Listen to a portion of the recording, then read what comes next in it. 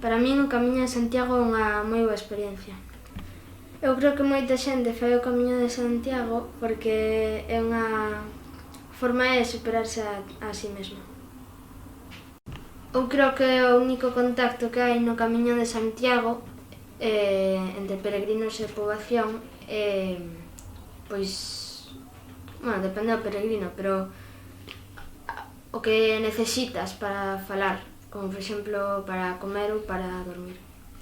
Eu creo que o Camiño xera, polos lugares por onde pasa, xera maioritariamente diñeiro e empleo. Eu creo que o Camiño non ten un impacto medioambiental para resaltar. Eu creo que para mellorar o Camiño de Santiago quitaría bastantes tramos de carretera e faríos por pistas.